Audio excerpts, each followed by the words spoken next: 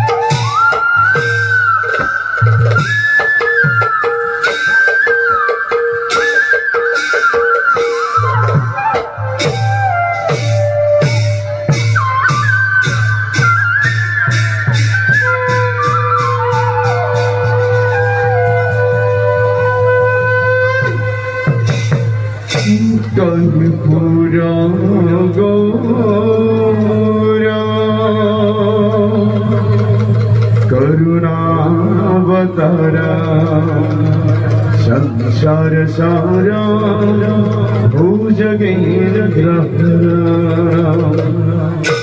सदा वसंता हृदयारविंदे अहं भवामि सहितं नमामि भवामि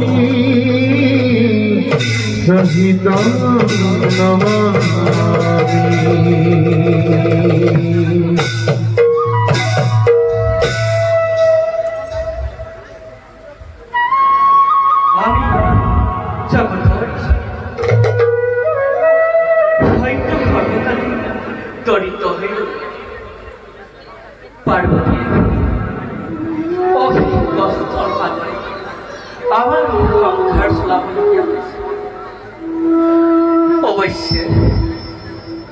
তার কারণ আমার মনত লোক আমার করা বড় নাম জগৎ পাখি ফুটিয়েছে তাতেই আমার বড় আনন্দ। আমার মন নাই সেই আমি মায়ার অধীন। হর হর মহাদেব। ও নারদ কি করে প্রভু? আমার যেন কেতিয়াবা মায়াৰ বন্ধনত পৰা দেখিছে? নাৰায়ণ, আপুনি মায়াৰে সন্মুখীন হোৱা নাই, বন্ধনত আকৌ পৰিব কেনেকৈ? তুমি কাৰ মায়াৰ কথা কৈছা? তাকো নাজানে। হে প্ৰভু, স্বয়ং নাৰায়ণৰ মায়াৰ কথাকে কৈছো। শুনক প্ৰভু, জগতৰ ঈশ্বৰ নাৰায়ণে যে মোহিনী ৰূপ ধাৰণ কৰিছিল সেই ৰূপ আপুনি কেতিয়াবা দেখিছে জানো প্ৰভু? নাৰায়ণে মোহিনী ৰূপ ধৰি প্ৰভু নাৰায়ণে মোহিনী ৰূপ ধাৰণ কৰিছে মোক ভালকৈ বুজাই কোৱাচোন নাৰায়ণ তাকো নাজানে প্ৰভু শুনক প্ৰভু যেতিয়া সমুদ্ৰত অমিত উদ্ধাৰ হ'ল আৰু সেই অমিত অসুৰৰ পৰা বঞ্চিত কৰিবৰ কাৰণে নাৰায়ণে মোহিনী ৰূপ ধাৰণ কৰিলে আৰু শুনক প্ৰভু সেই মোহিনী ৰূপ চাই থাকোঁতে দেৱতাই অমিত খাই গুচি গ'ল অসুৰে গমকেই নেপালে সঁচানে নাৰদ প্ৰভু সঁচা হ'লেও সেয়াই মায়া মোক স্পৰ্শ কৰিব নোৱাৰে হে ভোলানাথ কথাটো কামৰ মাজত অনেক সম্পৰ্ক নাথাকিবও পাৰে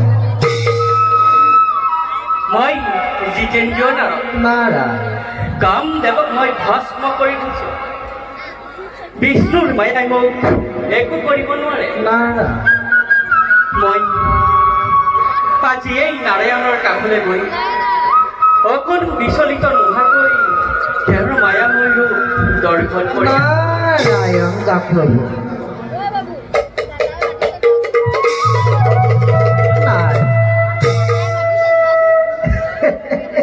এয়া মাত্ৰ আৰম্ভণিহে